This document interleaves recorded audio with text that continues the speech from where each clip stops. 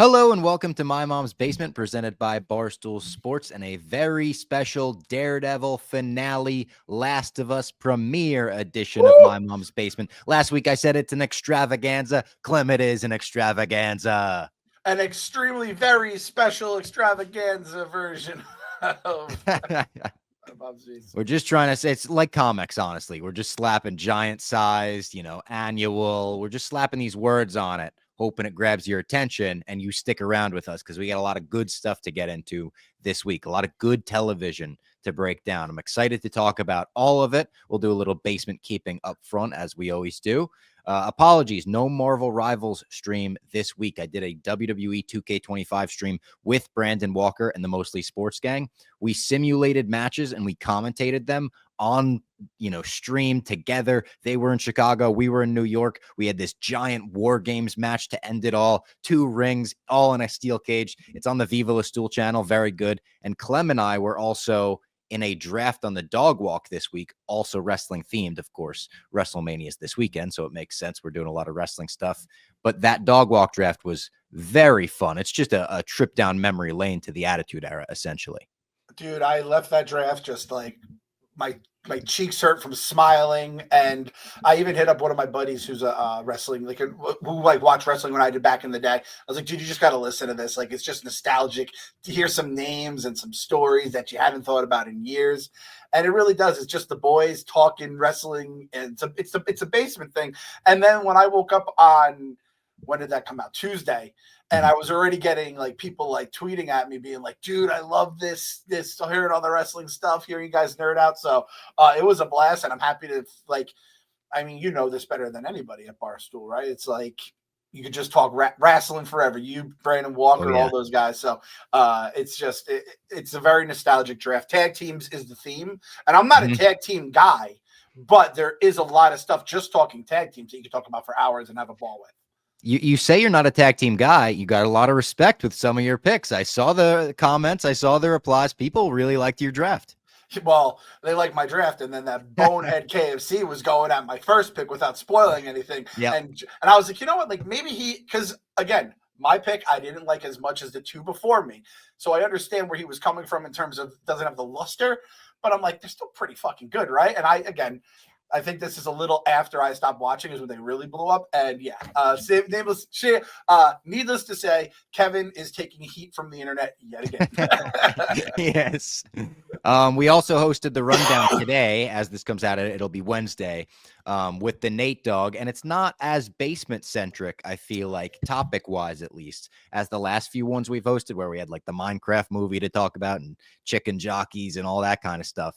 This one, we put the sports in Barstool Sports. Yeah, so this I will not recommend you guys to watch. Do not watch the rundown.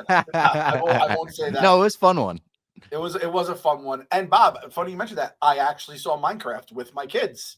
Oh, you did? Did people go nuts for the chicken jockey? People went nuts. And my kids, I said, oh, did you guys hear about this chicken jockey? They go, what is that? They go, everyone talks about chicken jockey, and I don't know what it is. And they've played Minecraft for a while, so they know of it. There was a sign saying, like, if people are rowdy during the Minecraft movie and you trash it, you're getting kicked out, just letting everyone know. Yep, respect. I have to say this, though. Like, the movie was whatever. It's a kid's movie. Like, I'm not going to give a serious review about it. It was just so much fun. The kids were clapping. They were getting fired up. The whole movie, they're just cheering along. Whenever they saw a character or a part of the game that they loved, it was just, AJ was in his seat. You'd think he was at like a baseball game. He was clapping so much. It was awesome. So if you have kids, like, it's really not a great fun movie for the adults, but it's good enough. And they have a couple like nods and winks. There's some old school gaming stuff in there as well. And Momoa and Jack Black do a decent enough job. But it was a fun time, dude. I have to admit, it seems awesome. Yeah, it's it. like a little kid Avengers Endgame for some reason. Yes, exactly. Going nuts for all the different lines. I went to a concert last night with Feidelberg, and as it was Knox, actually, who's been on My Mom's Basement. So if you've listened to that interview, you know Knox. And he's been on the Yak. He's been on Mostly Sports. He's kind of like a friend of Barstool at this point. He's tuning his guitar, and he goes, someone shout out a random question. And someone from the crowd goes, who's your favorite Minecraft character? And he goes, chicken jockey. And the fucking crowd popped, and everyone went wild. It was good. But you're saying maybe you wouldn't recommend the Minecraft movie to adults. Well, we could talk about recommendations, Clem, Mm. because my ass is in the jackpot. I see you wearing the Mets shirt there. My ass is in the jackpot now because Dave hated a recommendation I gave him. I went to UFC with Dave in Miami. We had a great time. We were on screen together. We're laughing. We're yucking it up. I think he would even say, great time. But I think it's all now tainted because at one point throughout the night, he was like, oh, you watching anything recent? You watching anything good? Or we got to talking about television. And I said, oh, yeah, I like The Studio, new Seth Rogen show. It's like him as a studio head. I talked about it last week. It was one of my recommendations. It wasn't like I went out of my way to give him this recommendation, Clem. It wasn't like I texted him. You know, that would be one thing I texted him. Yeah. I would never call him for a TV show recommendation, but you know what I mean? We were together for like 8 hours and television came up. So then he tweeted the other night, like, I don't know who recommended this. I'm holding you accountable, essentially. And then he texted me and Jeff and said, who recommended this to me? Oh. And I was like, oh, no. I was like, that was me, boss. Luckily, Jeff softened the blow because he was like, hand up, I did too when we were at mini golf. So it was kind of, he jumped in that hole with me. Shout out Jeff D-Lo for that. Wow. I would not have thought Jeff. I thought Jeff would just be like, let the grenade go off on Robbie, not me. Shout out to Jeff for jumping on it after you had already been blown to, you already blew yourself to bits. I would have just let that thread die. But here's where it doesn't die. I wish it died there, Clem. I get a text last night, 7:01 p.m., right before I'm about to go out to this concert. I'm in a good mood. We're grabbing drinks beforehand. Who recommended Black Bag? That's another movie I recommended him this weekend. And I really like Black Bag. Like I would like pretty much stand by that. So I sent him just the emoji, hand up, me. And he said, stand by it. I'm about to watch. And I was like, oh no. Like, what do I say to that at this point? I felt like I love The Studio. I know it's maybe not the most Dave show. I do think Black Bag is more up Dave's alley, but I'm like, oh no. Then Jeff's once again, shout out Jeff D-Lo. He goes, I liked it as well. Worth a watch. So he doubles down on my recommendation. So then I get a little scared and I said, I might have the recommendation now. But it's not Dune, but I found it very enjoyable. And he said, okay, I'm hoping it's good. And I didn't hear back from him all night. So I was like, oh no, did he fall asleep during it? That would be a bad sign for the movie, whatever. I've been stressing it, but I was like, I don't want to text him. Jeff texted me today and was like, I talked to Dave because we recorded the dozen or whatever before we recorded it. I said, what'd you think? And he said, I liked it. He said, it's a solid watch, short. He didn't love it, but he liked it. So I think maybe the seatbelt sign could go off again. I don't know. Ass out of the jackpot. I'd avoid unsolicited recommendations for a good while at this point. Oh, maybe forever. But you have to be true to yourself. You've been one of Dave's go-to guys for this kind of stuff. I know what it's like to have something hanging out with the boss man, just lingering in the air, and you don't know which way it's going to go. You're also his Disney guy. You're a Star Wars guy. So Dave's not going to shake you up for good. One like bad recommendation will not ruin your entire reputation in his eyes. I will say I was ready to give The Studio a shot. I will not be giving The Studio a shot now just because I was in his comments and a lot of people were co-signing saying not very good. I still consider you a good recommender, but to start something new, I still have to finish. Rob, you have to understand, it's baseball season. I have finished 2 episodes of Paradise. That's all I've done. It's been 3 weeks. I've gotten 2 episodes. You got to be real selective. Yeah. So exactly. It's basically, this has to be a hit. During that dozen episode, by the way, a little spoiler. It's not a spoiler. The bear came up and he goes, that show's terrible. I know. Well, that's the other thing is like he fucking hates the bear, a show that we both love. And it's like, it's so hard to predict what he's going to like and what he's going to hate. It's like, I mean, I wouldn't have predicted before the Dune movies came out that he was going to become a massive Dune fan. He likes Dune more than he likes Star Wars. Like that's something I never would have predicted out of Dave. Maybe I should have seen it coming with the Star Wars stuff, but he's just unpredictable. So generally, yeah, the rule of thumb is like avoid recommendations unless you know you got a hit. Like The Penguin was one I went out of my way to say, hey, watch The Penguin. And of course he loved it. But yeah, like maybe I shouldn't have done it for The Studio. Would you reach out unsolicited and say, give Daredevil a shot after it's been all done now? No, just because, and I thought the show was great. Like, well, we'll talk about the G word. Be careful with We'll that talk about the G G word. word. We'll get to the G word. We'll get to the G word. But there's so much. I feel like there's a lot of stuff you got to know going in. Maybe not you got to know, but like, I mean, the finale itself had a lot of callbacks and references and stuff like that. I don't know if someone that has never seen Daredevil, and Dave likes the Marvel universe, but isn't diehard watching every single project they put out. I don't know how they would take it. I would hope they would like it. I would hope they would think it's a fucking great show, but I don't know. Yeah, I think again, when you compare it to Penguin, I'd say, Like, I would recommend it. So that question, my answer would be yes. I would go out of my way to recommend it to maybe everyone on the planet except for Dave. So it's very specifically skewed, like right now, like I said, I have the recommendation yips right now. I'm like, I don't know what to recommend. I wouldn't recommend Empire Strikes Back tomorrow. I'm like, I don't know. You might not like it. Then again, Dave loves the sequel trilogy. So it's like you figure out his He taste, does. right? It's impossible. Yeah. All right, let's get into Daredevil, the finale. First, I'll tell everyone about Game Time, one of our favorite sponsors. And hell, we were just saying it's WrestleMania weekend. There's not only WWE shows in Vegas this weekend, there are shows all over the map, all different promotions, all different companies, and you can get tickets to them at Game Time. Game Time makes it easy to buy tickets. They actually don't make it easy to buy tickets nowadays on other sites. You got to get in a queue. You got to wait. The best seats are gone by the time you get through, or it's sold out by the time you get through. And you're like, why'd you even put me through?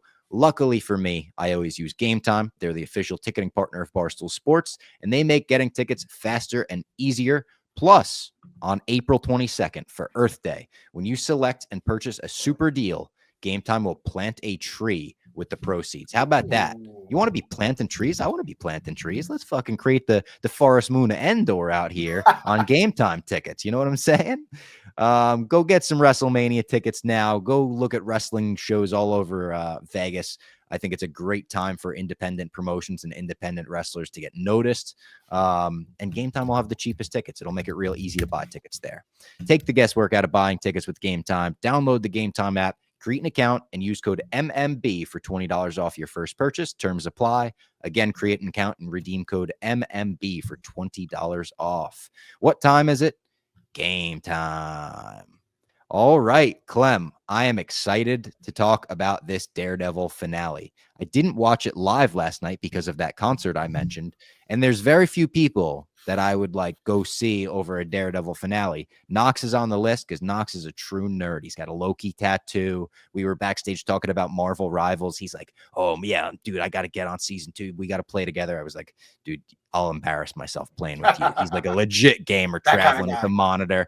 Dude, he went on stage with a Marvel sticker on his guitar, just an unabashed nerd. So I assume he was probably doing the same thing I was after the show and friggin' cozying up with some popcorn, watching Daredevil. Straight to Hell was the finale name, which as soon as I saw that 59 minutes, I was like, I would have preferred an hour, but 59. All right, I'll let it slide. It's like in the UFC, if you're not in a title fight, you could be 1 pound away from making weight. And they're like, all right, you're all right. Yeah. I let it slide with that. But Straight to Hell, I got to tell you, when I read that out loud, for some reason, my brain goes to the straight to jail meme from Parks and Rec of Fred Armisen. And I want to just say, Daredevil, straight to hell. Believe it or not, straight to hell. I was thinking you're going to go JR straight to hell. He sent them straight to hell. That's a good one Damn you. You do a pretty good JR. You've been doing JR recently. It's like, yeah, he's come back into my life. But again, this is like 25 years old, this JR impersonation. But he has been making an appearance in the basement a whole lot lately. Shout out JR. We got to get some barbecue sauce. We got to get some of that JR's barbecue. You know, I think he does some beef jerky too. Maybe we'll do a sample one day. All right. So the Daredevil finale. Do you want to do overall thoughts on it, kind of broad stroke, before we kind of get into the nitty gritty? Do you want to just get into the nitty gritty? What do you think? Yeah, we could do some broad strokes. I'm kind of thinking, do we want to have the G conversation right now? Let's start with the G con. Yeah, let's just let's get it out of the way. Let's right? not make the people wait any longer. So we've been talking about the G conversation, and if you don't know what we're referencing, we had this conversation about the words good and great becoming diminished by people flippantly using them, I would say, or maybe You. just great being. Yeah. People, we're all trying to find the person who did this, you know? It is people. No, because it's one of my like stupid pet peeves where it's like, oh, Jamal Crawford's a great basketball player. It's like, I love Jamal Crawford. He's fun, entertaining, good basketball player. And it's like one of those things where great is Nikola Jokic and, LeBron James. I think good, great, very good. The very good has gotten lost in this world of ours, Okay. Well, that's a great point because I was watching Daredevil Born Again, not only just the finale, but the entire series kind of on Great Watch. We're on Great Watch now. We're looking out for him. Penguin, we said, great show. Absolutely great. So Daredevil Born Again, I've been loving it. I would say this is number 2 for me in MCU shows, right behind Loki. Like right behind Loki. Loki was just personally better for me. But I was watching it, and as I was watching it, I was saying, okay, if the Penguin is the bar for great, because my scale's always curved. I think everything's fucking great. But if the Penguin's the bar for great, I would say this was very good. Right under great. Right on, because I don't think this was as good as the Penguin. And maybe you're saying apples to oranges. You can't compare those two things.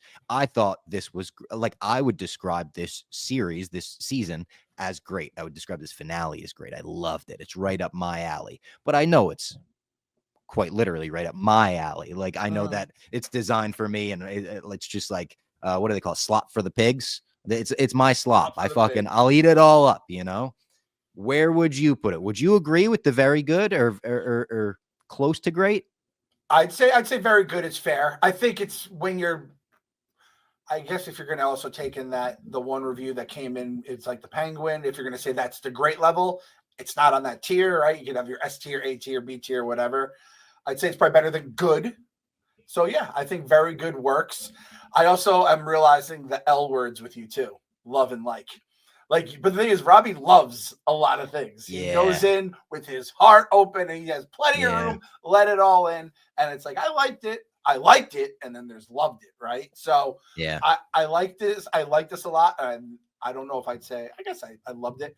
It's also when you're comparing Marvel shows, it's like better than everything but Loki. And it's like, not a high bar. It's like being the smartest person at Barstool, right? Dude, if WandaVision just stuck the landing, we would look at that show so differently. Because when I look back, and even people have been posting clips recently, and like I'd forgotten about the moment where Wanda and Vision get into an argument, and she just fucking hits credits on the show, and she like tries to hit she tries to wrap it up in like a nice Brady Bunch way, and walks out of the room, and he walks back in, and then it snaps back out. Like it had so many moments where we were like, oh. Fuck. Even the first episode where the girl was choking it there, the guy was choking at dinner, and you see start snapping out of reality. The scene where she just says no, and it all flashes back. Like if they just stuck the landing and didn't go for that weird whatever, they had boner CGI mess. If they didn't do that stuff, God. I honestly, whenever I say something like Loki is the best, and then everything that's best in the rest, my head immediately goes, idiot. Don't forget about WandaVision. But it was like new. It was the first one, and it didn't stick the landing. However, it and I don't think it's to the same extent, but it was almost like True Detective season 1, which is a great show. Legitimately, season 1 was a great show. But like everyone created a better version of the show, and I do remember the disappointment when the finale ran. It's like, wait, that's just all it is the Yellow King Carcosa is just that weird thing. Yeah, and that definitely suffered the Mephisto stuff, all this stuff, the boner stuff. But in the end, like I think if I rewatched it, which maybe I'll do at some point, like just like jump around. I'm not going to just watch the whole thing. I could be like, holy shit, this is the number 2 right behind Loki. At its peak, it could be as good as the best stuff in the other shows. I thought Hawkeye was really good, I would say. I thought Moon Knight had really good moments, and I wish Moon Knight was a little shorter. I think it was like maybe 6 episodes. I think if they would have done 4 and made it more fucking MCU's Batman, gritty, dark. Oscar Isaac was great, and that costume was great. I actually hope we see, obviously, this sets up for maybe more heroes coming into New York City. I think in the comics, Moon Knight is like a New York City hero. I think he drives a New York City taxi. So I would like to kind of see Oscar Isaac chop it up with John Bernthal and Charlie Cox. Like that would be a hell of a trio. I think if the content, the shows, the movies, whatever, if they put it wherever they think it should go, instead of being like, hey, the new CEO said we have to make this many TV shows, we need this many episodes. I think that's kind of where we are now.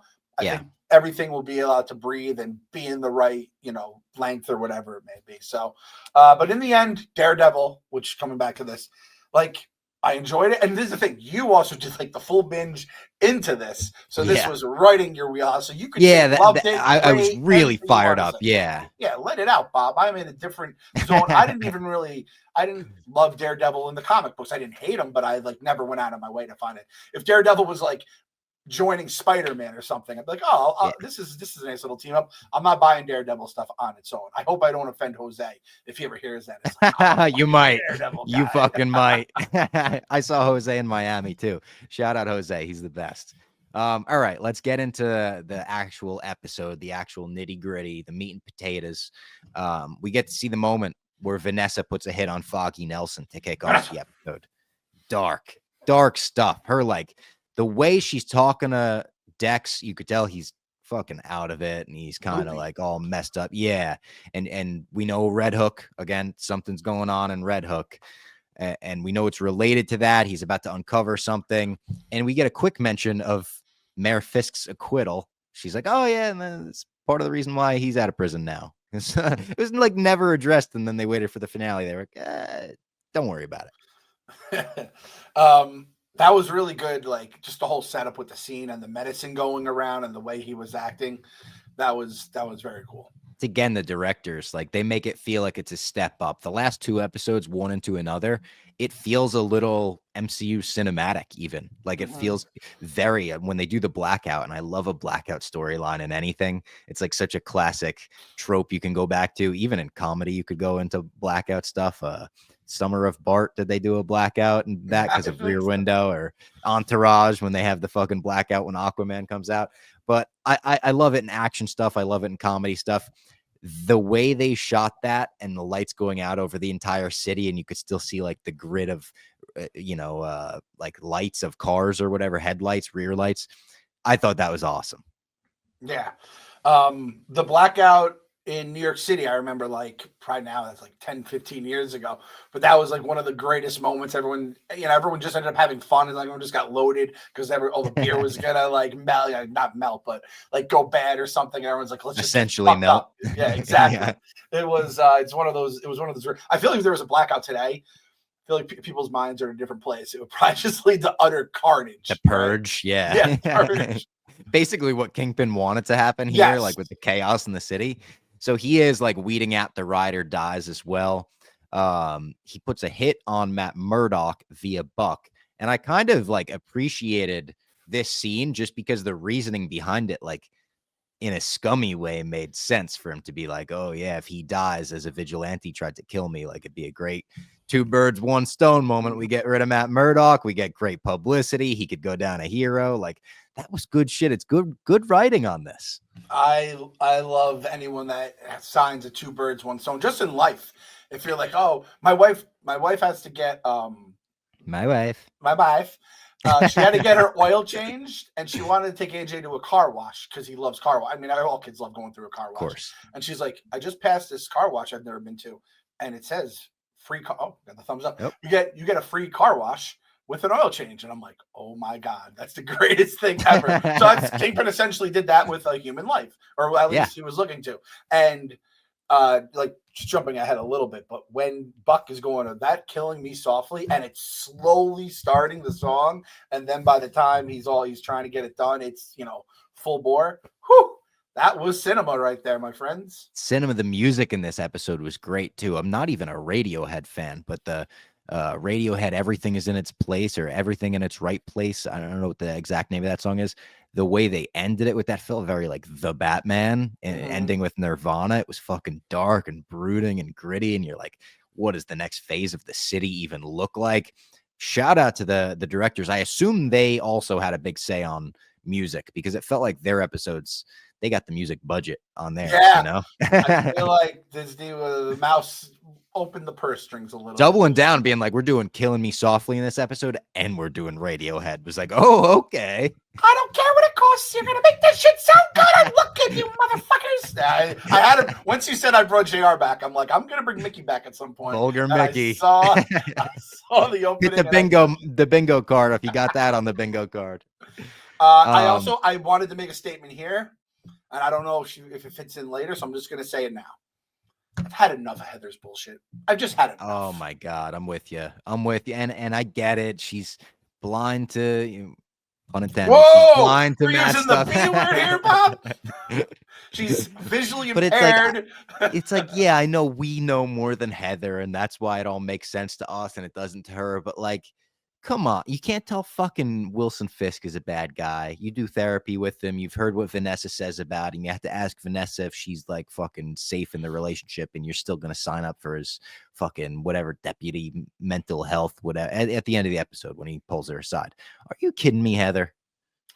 Like, it would be like OJ shrink back in the day, and it's like, yeah, he got acquitted. He's not a good guy though. No.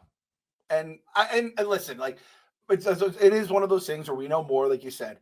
It's like, can't you just trust Matt that he fucking knows what he's talking about a little bit, other than just. I know. Why doesn't he trust him? That's brilliant. I like Heather a lot. I'm not going to say the other stuff I like about it, so I don't get bonked and put that one on the bingo list. But I've just had enough of her shit. I have a couple. I feel like the dad's going to come at me once we get into the last. You got a couple more? Okay. I got some more shaking my fist at the clouds right now. So the commissioner's doing what he can with Sheila. He pulls her aside in a private room when he's like, what the fuck is he talking about in there? Like, basically trying to form a mutiny. Is that what they call it? When you overthrow somebody? That's a mutiny, right? That's a mutiny. Yeah, I think so. He's trying to form a fucking mutiny. Write that down, kids. You learn something new every day. Mutiny. It's like a rising up more so, because I feel like it would be if like someone in the mayor's cabinet or whatever you want to call it. True. Was trying to turn. Taserface committed a mutiny, as we learned. Yeah. Sorry, True. I didn't mean to commit a mutiny, as James Gunn brother. Such a good line. But as soon as you see both these people talking together, that they're both cooked. Like cooked. Like Frank the Tank ribs, they're fucking charred. What the fuck? I was gonna say we should have get JR's reaction to they're charred up.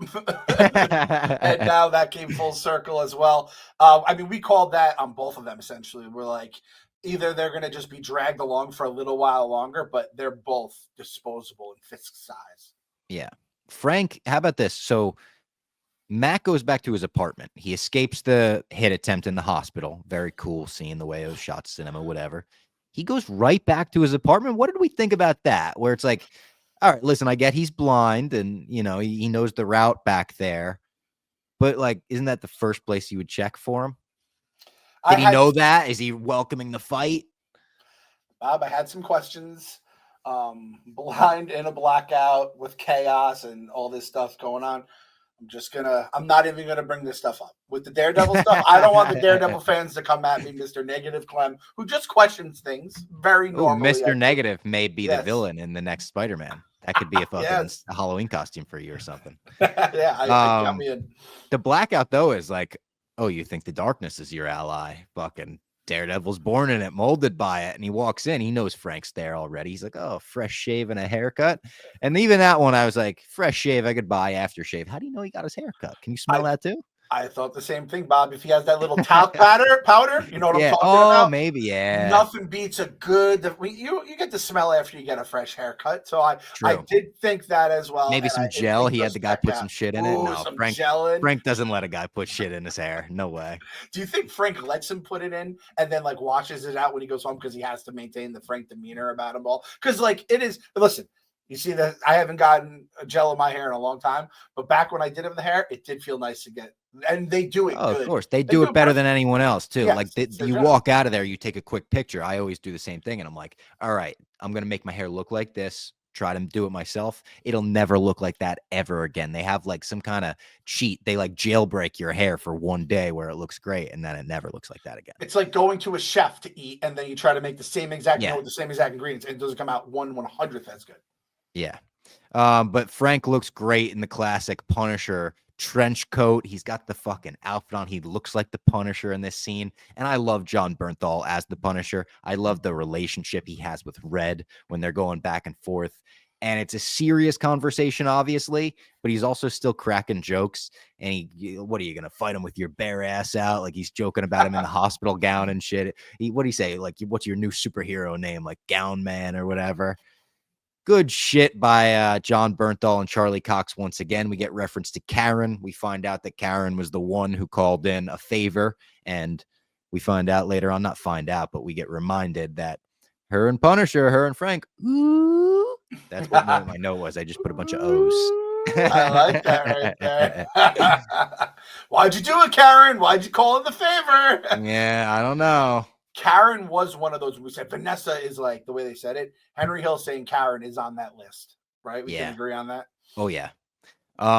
Matt and Punisher team up now when the task force obviously knows where they are, and they come in. I like that they cracked the door. Matt was like, "Don't fucking kick in my door. I don't want to wait for renovations. I'm gonna crack it for you. You come right in."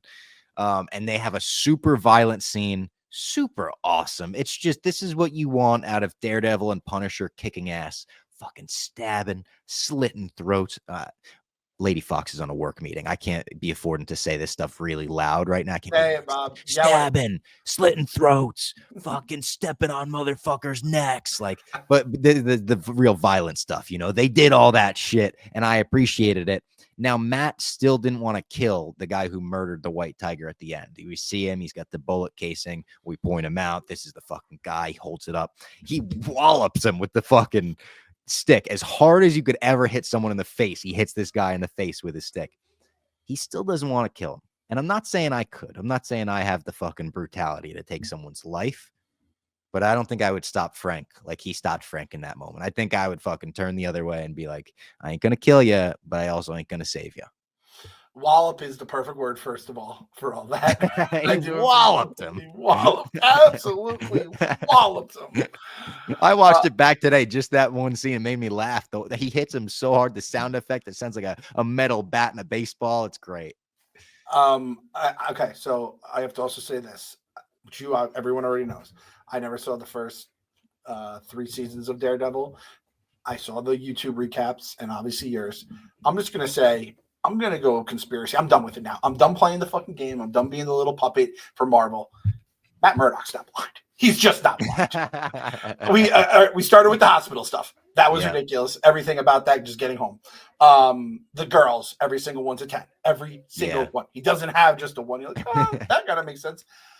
Then when he picks up the bullet, out of all the bullets that are on the ground, and he's like, "That's you can smell it, like you got that dog scent." I feel the Punisher on this one, but not the other ones. Not blind. So I give him credit for walloping the guy and not breaking. There's a lot of the conspiracies too, like Helen Keller, Stevie Wonder, Matt Murdock. You're not alone. Stevie Wonder was my comparison here when he catches the the mic, yeah. But I'm just happy our boy, the P-Man, finally brought the punishment, finally brought the gore that we were promised. And I feel like we had at least one that I can think of on the top of my head, the first episode. I got one of those, the Daredevil fight scenes, right? Yes, the ones that the this guys was absolutely Is this the one we're going to talk about for Born Again? Is it this one? Is it the first episode? What are we talking? It might be the first episode one too. People love that, them fighting up the stairs in the one shot and Bullseye killing people as he's still fighting Matt and shit. But I think this one's up there. This is as good as we've gotten out of Punisher Daredevil team up fight scenes, I would say. I love the way it was shot. I love the darkness. I love how like the darkness kind of could shield some of the brutality and gore that we were seeing. I mean, they don't try to hide it later on though. Oh my God. We'll get to that. But parts of heads ripped off, and I was like, yes, give me this is what we were promised. Even dude, when he slams some guy's head into the table and he just starts firing bullets and you see the bullet holes coming through the bottom of the table. Holy shit. It was crazy. But thank God they cracked the door, because that you won't have to redo that. Yes, everything else in the apartment's fucked, especially after the grenade comes in. They jump out the window and he hears the grenade. Matt Murdock, of course, hears the grenade. And we get a good intro to Karen. She's like waiting there, the headlights. I loved that shot of them turning around their suits. You could see in like the real light, it looked real good. And there you go. And we find out a little later on that Matt Murdock, he's like, hey, I heard your heartbeats when you guys saw each other. What was going on there? And that was funny to me because as soon as they got together, there was a little, chemistry, but not like the most romantic. It was kind of that schoolyard. We're fighting, but we're also romantic. My boy Matt, though, he knew she was beating a little extra for him as well. He goes, yeah, probably just the adrenaline. Yeah, definitely the adrenaline. I'm going to tell myself that. That has to undress you, man. Like, just the fact that someone could just hear your heart and whew, that's tough. That's tough. Yeah. The girls like to play it cool sometimes. It ain't so cool when that dude, that's a very non-blind person, can also hear you. Hear your thoughts. So they find out, or not find out, Karen basically tells Matt, all Foggy's files were in storage. He's like, all right, let's go check this out. Let's find out what was happening with Vanessa putting the hit on Foggy. Punisher doesn't want to go with him. Frank's like, I don't want that Inspector Gadget shit you guys are doing over there. I love that line. Such a good line. He had a couple fucking great lines throughout this episode where it was just like, whoever was writing this was like, let's let John Bernthal get a fucking line off. So in every scene. During basically from like the fight scene to this, my wife came in the room as I was watching. She was just getting stuff done. She hasn't watched any of it, and she really has no interest. But Frank was cooking, and I was like, she might get into this because like when Bernthal's like she knows him from The Bear, and she probably knows him from a few other things. And I'm like, he is the kind of guy who can be like, oh, like let me check this out a little more. And I was like, keep going, Johnny, keep going. Well, when he goes off on his own, they go to check out the files and they find out about Red Hook, which is the fucking Wild West. Essentially, it's just like no taxes, fucking whatever, do whatever you want, criminals run wild, built on powder kegs. Built on powder kegs, powder kegs on powder kegs on powder kegs on powder kegs. Frank goes off to get the cops, the anti-vigilante task force, and he just rolls up one of them. It's like GTA style when you've got 5 stars and you're like, let's just fucking see what happens here. I've got the cheat codes on and let's see how far I could make it. He does put up a good fight, but he's overwhelmed pretty quickly as well. And I was like, oh, fuck, is this where they're going to do like we're bringing him back into prison, or are we going to recruit him in some way? I knew he wouldn't work for them, but would he be forced to work for them in a fucking Jesse Breaking Bad? I didn't know what was going on. When he wakes up, they do try to recruit him, and it's the fucking corrupt cop. They're all standing there with the logos and the behind the back shot of Punisher silhouette and the rest of the cops standing there with his logo, straight out of a comic book. And this is the scene where he gets the most lines off, where he fucking tells him, I wouldn't piss on you if you were on fire. He's like, you look like a bunch of clowns. He's just shitting on them at every fucking turn. They're punching him in the face. He's like, all right, give me one more. You don't fucking got anything. This was absolute aura, badassery. John Bernthal let loose, let run to wild. He's just the best. I loved this scene as much as I hated what was happening to Frank Castle. And they're also like, they hit him with the non-lethal, right? So they're not looking to kill him here, obviously. But then at some point, I'm like, this just seems, they're just going to let this guy just murder all these people and just let him run wild just because they're, I mean, I guess they are fanboys, right? So that's kind of what it comes down to. And that dude, I had to look up his name to make sure I got it because we've always just said he's just a hateable face. Powell is the guy. Powell, yes. I mean, the fact he plays like that, he's in that chair kind of going back and forth with him. He makes it, right? He survives. Like, I don't think he saw him die. So I'm happy he's still around. I'm happy we have him still. He is a guy who he makes your blood boil. He's definitely a blood boiler. And then Commissioner Gallo, poor guy, gets picked up not by his usual driver. And we know where this is going. It's because Kingpin heard the audio of them talking. Oh my God, Clem. When he realizes he doesn't have his usual driver, did it remind you of a part of a movie? Reminded me a little bit of The Dark Knight. Yes, it did. I know it did because that's the first thing I thought of when I saw it. Oh my God, yes. The Two-Face scene at the end with fucking, yeah. Oh my God, right away. It reminded me of The Dark Knight. Oh, it's so funny. It's a good movie, Bob. It's a good movie. Such a good movie. Hell, I'll recommend that one. Recommend that to Dave. And they bring him in, and I said the darkness hid the gore before. There was no darkness to hide this gore. It was bright lights, and as soon as he walks in, it's the Dexter setup with the fucking plastic all over the walls. Commissioner Gallo had to know he was fucked in that moment, and Kingpin squeezes his fucking head and just squashes it. Like, it's not even like a normal head squeeze. And actually, I have this quote from Vincent D'Onofrio that I read right before we went live. Vincent D'Onofrio said he had a big impact on this. He said, they were kind enough to let me take the lead. I had a particular idea. It was written as a skull crush, but I didn't want to participate in what we usually see in movies when they get their skulls crushed. I thought it was more important to show the blatant, raw brutality decapitation in the original series. He basically unhinges his jaw, like scalps him somehow, like his fucking hair's coming up with it. It was... all right, as promised. They said this got more brutal than the original series got. This was a more brutal visual than anything we've gotten Daredevil-wise, for sure. My notes goes, there's the gore. Punisher's bringing the gore. And then I wrote, next note, and Kingpin brought the gore too. Holy cow. And like the other stuff, the Punisher stuff, it's in the dark and it's gory. But this one, you were just watching. As he's squeezing him, I'm going, wait, are we getting a Mountain versus the Viper head explosion? I go, well, I mean, even though it's Marvel, that's a little crazy here because the Mountain is a whole other level, and that's Game of Thrones where dragons are flying around and people are like, you know, fucking wizards and shit. That was, I saw someone tweet, I can't remember who it was.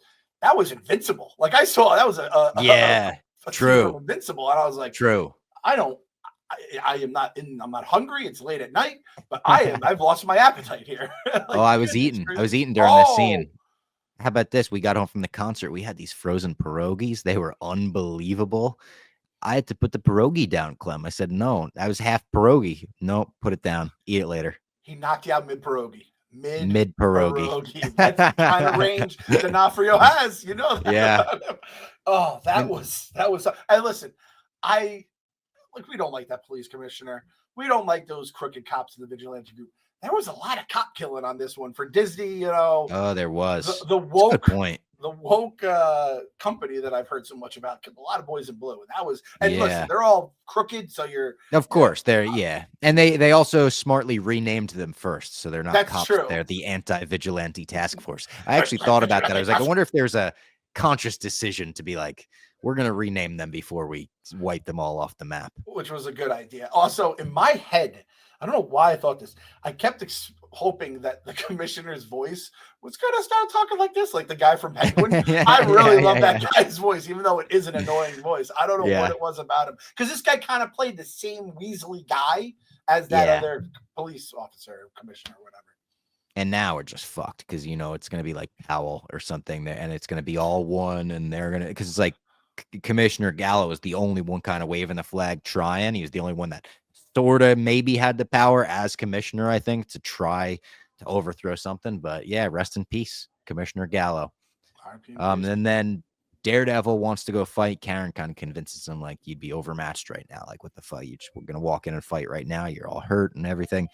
He realizes we need an army. And that was a badass line when he said it. He was fucking, they call it aura farming now. I've heard that. He was aura farming with that line. And who could the army be? I was writing it down. So we've got the people that we've seen in this show, the new White Tiger, the Punisher, Swordsman, the people from the Defenders, maybe the original Daredevil series, Jessica Jones, Kristen Ritter, Luke Cage, Iron Fist. And then we've got some MCU heroes that I feel like could also appear in season 2, like a Kate Bishop. She's a New York hero. If you have Kate Bishop, maybe Clint Barton, Hawkeye, can come lend a hand. Miss Marvel is right across the water in Jersey City, and we already have a little bit of a connection with her there. He knows her dad. Doctor Strange is on Bleecker Street. I don't know if Doctor Strange is going to appear. He seems a little too out there right now. But Moon Knight was the other one where I was like, I think Moon Knight would actually work really well with this tone, and I think it'd be cool. And then I didn't know if he was going to have a few people and then try to get the civilians to kind of turn on the mayor, and then they would have everyone becomes a vigilante kind of a thing. Oh, so they could do something like that because the cop killed the one guy, fucking put the beanie over his face. He's like, he wasn't a kid, he was a max vigilante. Exactly. That's what I was thinking. We're all vigilantes. That'd be badass, Clem. I like that. Yep. I need this guy writing on the whiteboard. I'm writing season 2. You time shall tell. And then the montage to end it with that Radiohead song just went so fucking hard when he walks out of the back of Josie's and he sees all the people that he, loves and respects around him. They're sitting at Josie's, and it was just a hell of a way to end this show. Then we get a post-credit scene, John Bernthal in this zoo-type prison that Vanessa and Kingpin have set up. And it's where they had Adam. They have the painting and everything, but there's now a bunch of cages. Swordsman is in one of them. It's a bunch of people in these cages with the shackles and everything. Punisher calls a guard over by being nice to him. He's, oh, yeah, I'm a nice guy. Fucking, I respect you. Look up to me, whatever. Goes to shake his hand. Fucking pulls him in, snaps his bones, snapping everywhere. We know that we're getting a Punisher one-shot at some point soon. I think John Bernthal has already written it or is writing it. This, I would assume, will be the Punisher one-shot, his escape from here. Maybe a killing spree, a fucking rampage. It seems like a cool way to bridge the gap in a way that they maybe should have done with like the Book of Boba Fett, bridging the gap between Mandalorian seasons. Like, what if they just did a one shot, like a Boba Fett movie on Disney Plus? I can't believe I brought it back to Boba Fett. As you're doing this, you just see like me dying. Mid-sentence, I just realized that. I was like, oh no. Oh god, no. I hate the Mandalorian episodes are really cool though, right? They were great, man. And he wrote a Rancor. We got that visual. We got to see him escape the Sarlacc pit. That scene at Tashi Station. All right, it wasn't so bad. Could you imagine if the Punisher on a Rancor? Now we're talking. Oh my god, that would basically be like me on any given day in 2004 with my action figures. I'm going to do this live on the podcast. I'm going to go into ChatGPT and say, make a picture of the Punisher riding a Rancor. We're going to see if it can do it. Will the Punisher be copyrighted? Will they try to screw you on that? That's the question. I whenever I ask stuff like this, I ask the Twitter one because I feel like they don't give a shit about rules over there. So, all right, Punisher's coming. Okay. Let's see if he has the skull. Okay. All right. It's not a big Rancor. Is that a problem? A tiny Rancor? Is a baby Rancor? Can you present it? Is there a way to like put it in this? I will present it. That's a good call. We're going to share on the thing. You're going to tell me your thoughts. Rancor. I could say make the Rancor bigger. I'm sure we could get that done for the people watching. And listen, for the people watching it, we support artists. We don't support the AI. Yeah, we're just AI. having fun here, All right, loading. Do you see it? Drum roll, please. It's still loading into the StreamYard for me. Drum roll, please. I hit present.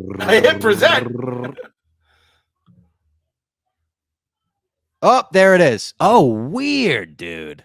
All right. I mean, the first one's weird, and that doesn't really look anything like. It looks more like I don't even know, like a wolf than a Rancor. It looks like Shredder.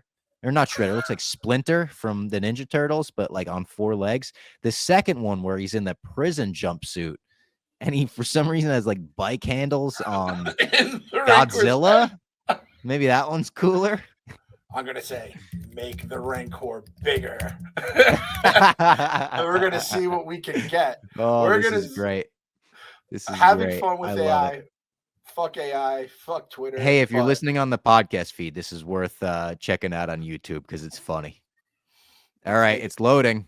I kind of dig loading. It kind of looks like the same ones. I do too. When they made the Punisher logo bigger on that one.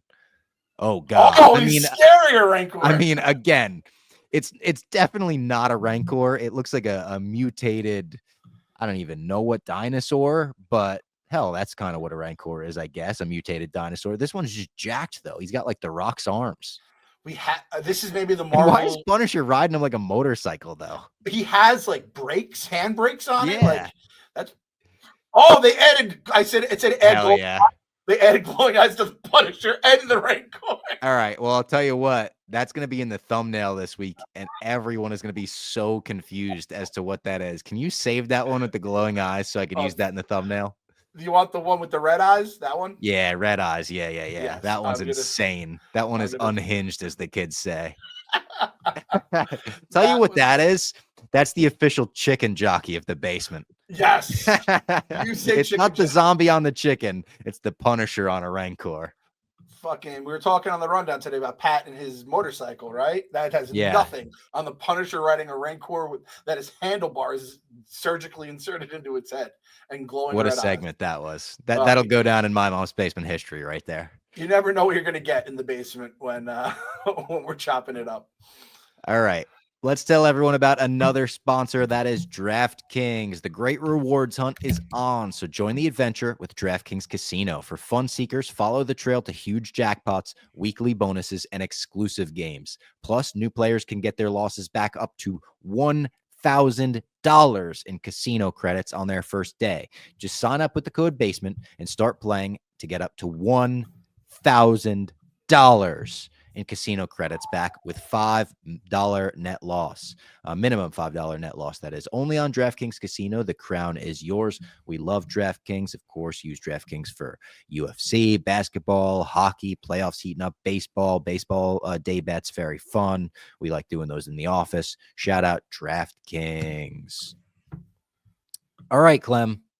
That concludes Daredevil Born Again, season 1. Question about Daredevil season, the post-credit scene, better than Captain America? Oh yeah, yeah. That's I mean, if fucking, thing. If the leader got his arm snapped in the post-credit scene or something, maybe it would have held a candle to it. But yeah, that's definitely better. We need. Marvel now must commit back to the post-credit scene, because there was no post-credits in. There was one of the shows they didn't have a. Was it a show or a movie? Just randomly didn't have one. It was fucking weird. Didn't mean to do this. I brought up Secret Invasion again. But that's what it was, right? Where we're like, hey, listen, there's a chance that the only good scene from like the last 5 episodes are going to be the post-credit scene, and then they didn't even have a post-credit scene when it was all fucking Secret Invasion. We hit the bingo today. We definitely hit the bingo. We definitely hit the bingo. The Last of Us season 2 premiered this weekend. We were talking about it. We were hyped about it. I actually said to you right before we went live, I said, did you wind up watching it with Sienna? Did you wind up watching it with your 9-year-old daughter, 10-year-old daughter? 10-year-old daughter. 10-year-old daughter. You said yes. So almost before your thoughts, I'm curious as to how'd that go? It went about as I'd expect, because we watched this the first season. We rewatched it, and my wife watched it for the first time. I'm used to there's just stuff that it goes over her head, a lot of stuff, thankfully. And there's probably some stuff that she doesn't tell us about. And she's like, oh, I understand this. I heard her and my brother talking about, oh yeah, my wife and my brother talking about there's some parts coming up that might be a little awkward. I don't know if they meant the weed stuff, because that is obviously a part, which, I mean, whatever, it is what it is. But all things, he does smoke or doesn't? What? She smokes or no? No, not yet. Not yet. She only just drops tinctures or whatever that is. She just That's a joke, Dyfus. That's a joke. Don't come after Clem. But this is the thing about her. She watched it with us, and then she watched it again and again, and then she went in her room and tried to listen to the podcast that hadn't been uploaded on Alexa yet. So she is going to watch this no matter what we do and become obsessed with it. So it was, again, like one eye open. All things considered, this was about the best we can get. A little weed reference. Ooh, who cares? Now let me ask you, like, obviously there's like adult themes in the show that are referenced. Are I would assume you're a little more worried about those than even the scary stuff, but like the scary stuff she's fine with? She's fine with, and it's weird because she's not a scary movie girl by any means. Yeah. But her mom likes a little bit of scary movies. I am a big pussy with that stuff. So she must have get that from her mama, because I would not even I didn't want to watch this show with you. And then you're like, dude, we got to watch it. The video game was awesome. They're getting our boy Pedro's in it. They're getting great reviews. And now I'm happy I did it. However, if it was as zombified as I thought it was going to be, I probably would have ducked out in like episode 3. The fact it's not like that is what makes me like it. But in the end, I'm fine with her watching the scary stuff. It's like that one creepy perv dude, the preacher guy, like that's the stuff like where he's talking about, oh, I like the fight. He's using slurs and shit. And, I don't want to get into that. Explaining that stuff. I don't envy that at all. The true monsters of the show, right? Like we talked about it. Humanity is the true monsters, the real sick people. And speaking of, you said that you mentioned the video game. I feel like it's good to remind people we are not video game players in the sense that like we don't know where the story's going. At least I don't at all where the story's going in the future. Cool.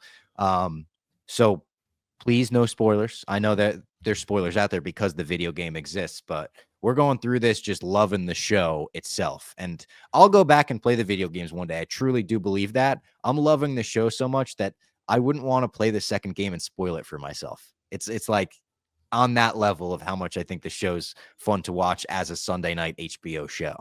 Yeah, I'm in the same boat. Like, I can get the video games, play them anytime. You're not getting high level HBO quality Sunday night 9 p.m. shows all the time that everyone's pretty much in. Which, by the way, Dave said, "No, The Last of Us." That's a good show. I was like, "Yes, He we got did. the boss Dave man really on board likes for The that." Last of Us. Yes. And you know what, though? And I thought that was interesting when I saw that tweet because I liked this episode of The Last of Us, the season 2 premiere. I have really no complaints about it, but I didn't necessarily leave the season 2 premiere of The Last of Us being like, oh my God, the show's fucking back. It's awesome. It was a setup episode, and I'm fine with it being a setup episode, but it's another one of those unpredictable things. I wouldn't expect Dave to watch that premiere and be like, nah, that's fucking cinema. Like, again, I thought it was like good, but it just set a bunch of stuff up. It set the table for what I think is going to be a great season.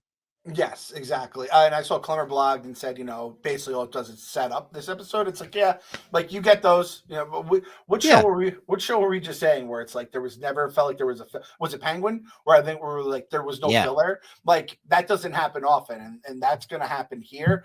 I don't know if we even really got one in season 1. I feel like there was always just chaos. Even the first episode, you have obviously the whole infection happens that day, right? So. I'm fine with it. I feel like there is a big like change from 1 to 2. Again, I have no clue. I can't even watch heavy spoilers. 5 years. Like I didn't even realize we were doing a 5-year age gap till they were doing promotion for the movie. Someone mentioned that, and I was like, oh, sure, not the movie, the season 2. And that surprised me. And it's interesting to see the 5-year gap, and I'm sure we'll get more on it. But already they're teasing things that have happened in that time, and it's like, what happened? Well, why didn't you make the show about that time too? Yeah, I'm going to be interested to see how they deal with all that because we could definitely see the relationship has changed between Joel and Ellie, and that also comes with, kid on the run for their life to just settling down, having like, a decent life, all things considered, and being a teenager. She's going to learn to like give grief to her parent figure. So I can definitely understand that he's going to fight back in his own way. They're both figuring it out on the fly. So, I'm fine with it. I wonder if we will get any kind of flashbacks about what happened along the way because the show has done some flashbacks. Yeah, and I kind of feel like we will with the Catherine O'Hara Eugene connection when they talked about that. So Catherine O'Hara's the therapist for the town, and that's like obviously the town's doing well that they could have a therapist, and they're doing like meetings like that and stuff. She's drinking. It's her birthday, and she's in a weird mood because it's the first birthday without her husband, who Joel killed a year ago. We don't get much information on that. I would assume he got bit and had to do it based on the way they were talking. But I loved this scene. I love Catherine O'Hara in everything. She's great in the studio, actually. And I just thought the ending of this scene where he stands up and he has that fucking tear roll down his eye, right? He's just like, I saved her. And he delivers that great line. I saved her. And a fucking tear. Oh my God. I was like, you could give him an Emmy for that right now. I'm ready to give him the Emmy. Give him the Emmy, Bob. Do it like act like your microphone's the Emmy. I did it. You gotta watch it on YouTube to see it. Come for the Punisher running a Rancor, stay for the Emmy acceptance by Pedro Pascal. As I was like doing the math, I'm like, oh, wait a second. I was like, I thought her husband might have been one of the people he murdered along the way. And then I'm like, no, that was during the 5-year jump where he's already back with Ellie. So that's we open with him talking to Ellie like right after season 1, or like the day that all happened. She's like, is everything you told me about the Fireflies true? And he like thinks about it for a second. He's like, yeah. And then we go 5 years later, and I feel like they're hinting at maybe Ellie as an adult is starting to think about all of that and being like, he might have been lying to me, because she's now not talking to him. Even her best friend is noticing and picking up on it. And they just have that, like you said, kind of a teenage daughter father relationship at this point. So it's, I think maybe we're going in that direction. We meet Abby and the group of people that lost loved ones that day, and they're coming after Joel, and we know that they're going to be a problem. One of Abby's people is Falcon, Danny Ramirez. Did you notice him? No, I didn't even notice that. Yeah. Oh, So he's going to be a part of this as well. I have to admit, my focus was on Abby because I don't know anything about Abby.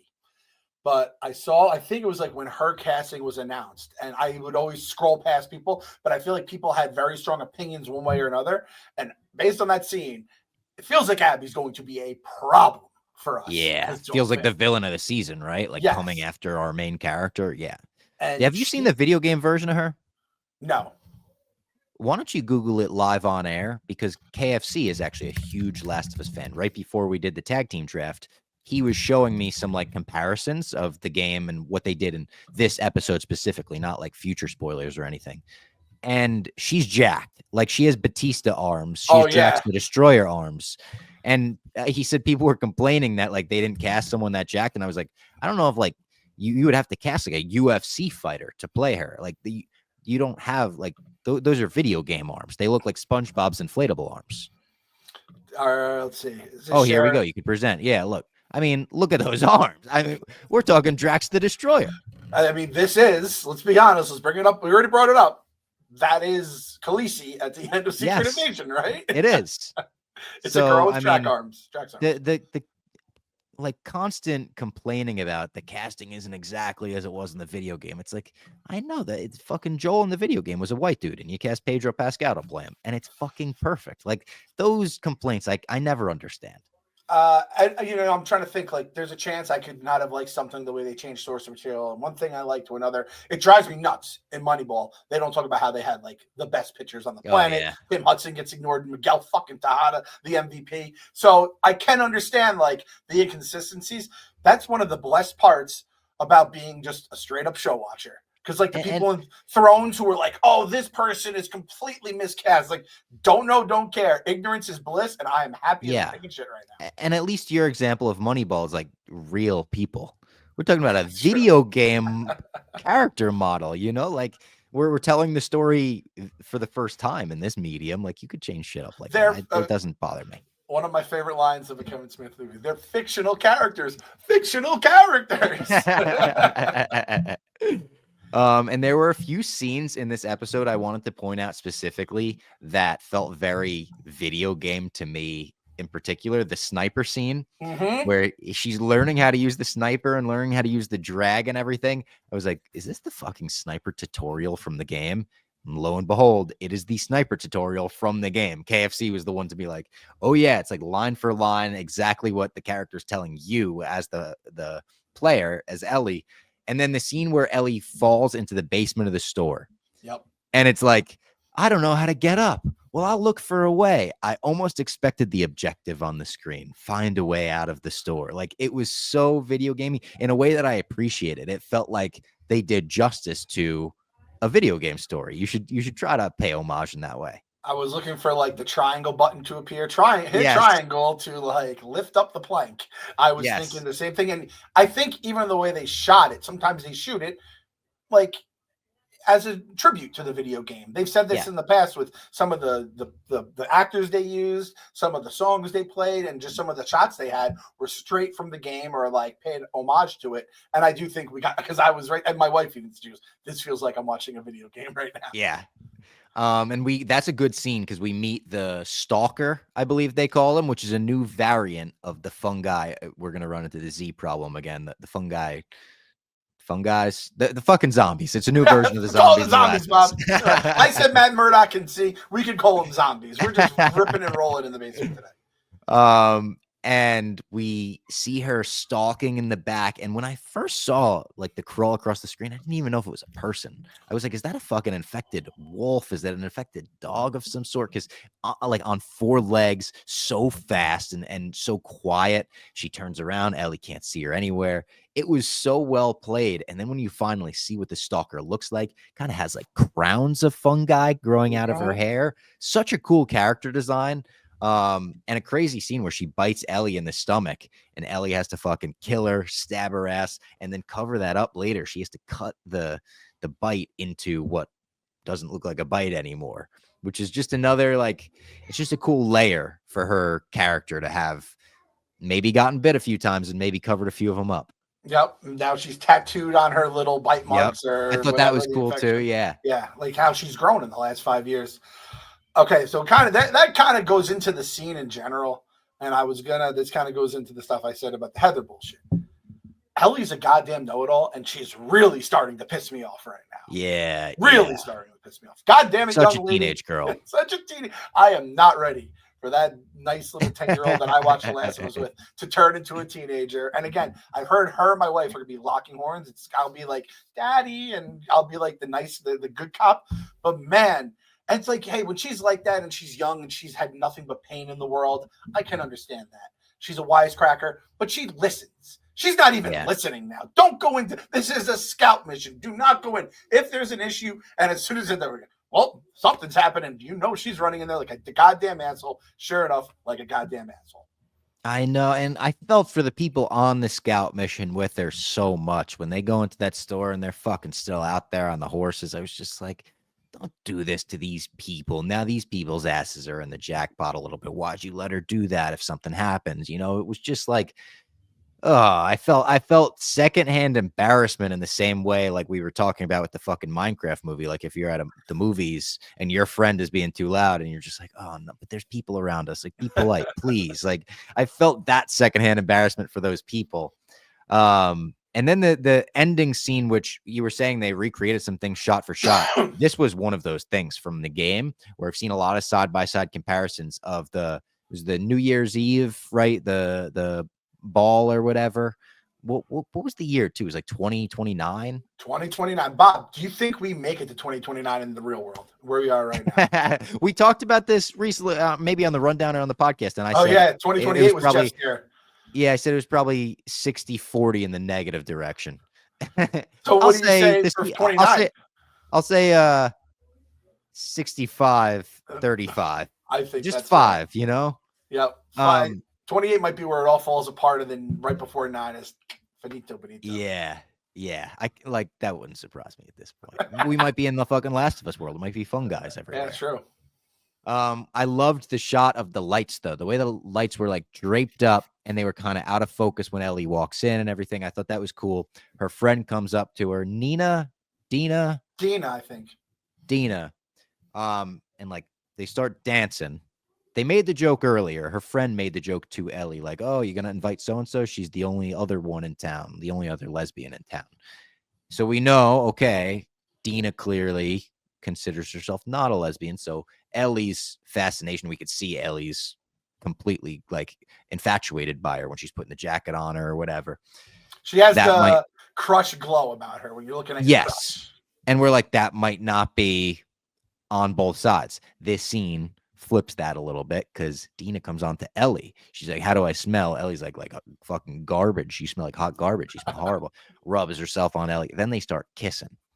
And it's like romantic and everyone's looking at them. And then someone says like, hey, it's a family event. What are you doing?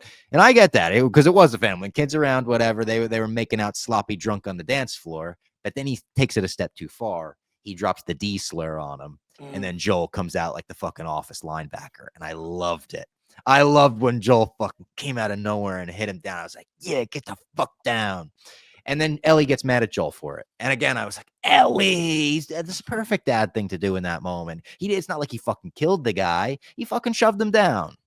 The guy was out of pocket. And listen, yes. You know, like I understand where he was coming from with some of the stuff. Some of it, I was like, all right. And then once you drop in the D, it's going to happen. I had the same exact Joel and Terry Tate on him. You said you did too. So I had to stay down. I think we all thought the same thing. That's why those commercials were great. They need to come back. They were fantastic every time. They were really good. And listen, my other line here, I think this is after the creepy crawly, as I called it. After that whole scene, I was like, not sounding like a dad, but you got to punish Ellie. Like she did the wrong thing. She can't go. And despite all that, Joel's just still standing up for her. And she's hurting me, Bob. She's hurting my heart. I'll change the strings on your guitar. You've been playing guitar? And then we get the little glimpse, which this was cool. We get the glimpse of in the pipes, the fungi growing.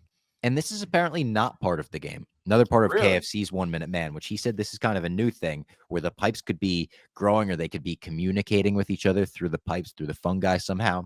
And a lot of people pointed out that Ellie cleaned her knife in water from the pipes before she cut herself around the bite. So could that expand into something? I know she's immune from a typical bite, but is there a mutation? Is there a fucking different variant? Who knows?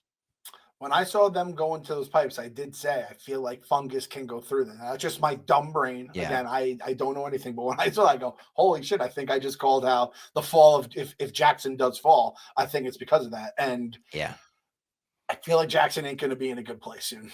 That's just a guess. No, and Abby and the survivors are definitely coming. They saw something in the fucking distance, so it's like, uh-oh, they're coming to wreak havoc. I mean, this is classic Walking Dead stuff, you know? You get to a town, as soon as the town starts thriving, and you're like, all right, let's start booking therapy appointments. That's when shit goes down. once you hit a certain level of thriving, and then therapy is usually where it's at. It's like we're doing. Once you get into fucking, does your health insurance cover this? Then they're in there. Oh shit! Yeah, perfectly said, man. And we're talking hordes, and we obviously we know we have these, like, I guess they're like a firefly. They're like fireflies essentially, right? Yeah. They're scorned fireflies. Those two things coming together with a town that's maybe getting a little fat. Like, what do they say? Pigs get fat, but hogs get slaughtered or something like that. I feel like there's going to be some slaughtering going on. Would you say we could transfer over a couple powder kegs onto The Last of Us from Daredevil, from Red Hook? Can we make some Red Hook imports? I think, and like, because Red Hook is technically its own port or independent or whatever, you can just ship that shit across franchises. Okay, yeah, no tariffs. No tariffs. Huge. I think that place is the most important place in the world right now. You can go across franchises, across channels. We're going from Disney to Max. Powder kegs, I mean, that is a great. Is there more powder kegs in Red Hook or Jackson? Because I feel like it might be Jackson right now. Right now, it's probably Jackson, because I mean, Daredevil's going to need a lot of time to assemble that army. Jackson, it's right now. I think one of the powder kegs is on fire too. Like, I don't think. Yeah, like, the fuse at least is lit. Once you saw that fungus moving, there's one of the fuses is lit on one of the powder kegs. And then once one blows up, they're all gonna blow up. Day one, fucking World War I stuff right there. TNT level chicken jockey shit. Just work the chicken jockey back in there for the kids. You know what? If there's like some sort of way to go, like, by saying chicken jockey enough time, the YouTube algorithm will place us into the right spots. I'm in for it, Bob. How about hashtag for this week? Hashtag Punisher jockey. Punisher jockey, I'm in for that, definitely. And if you didn't see it, go on the YouTube, go in and just scroll to the part where we just see the thumbnail that apparently is going to be on. Yep. Oh man, this was a great extravaganza. I'm excited to get into more The Last of Us. Also, Andor coming up at the end of April. I think we're a week or two away from that as well, in 3-episode chunks. Did you see that new teaser? The Andor teaser with the TIE interceptor? Oh yes. Oh. The Andor teaser looks great. We just got a teaser for something else that I thought was great too. Oh, we got a new look at Fantastic Four. Just a quick conversation. I thought that was funny though. Yep, I like that. I wish they had actually kept the Andor one in pocket. Like, that was a fucking cool ass scene. I wish I hadn't seen that. You know, I think we would have been coming out of being like, holy shit, maybe they have enough in the bucket already where they're like, yeah, we can dabble with this stuff because there's enough good shit coming up. I hope that's the case. And of course, WrestleMania this weekend. So follow along for WrestleMania coverage. If you're a wrestling fan, of course, I got to hit Jared Carabas up for maybe a from the top rope or two. I'll see if he's down for like a preview. It's last minute, so I don't know, but we'll definitely be doing a recap of WrestleMania as well. So I'm excited. I'll be missing Last of Us this next episode, I guess. So no spoilers as well. I'll have to come back from WrestleMania Sunday night, watch in my hotel. So there we go. Hashtag Punisher Jockey. Thank you to everyone for watching, and we'll see you next week.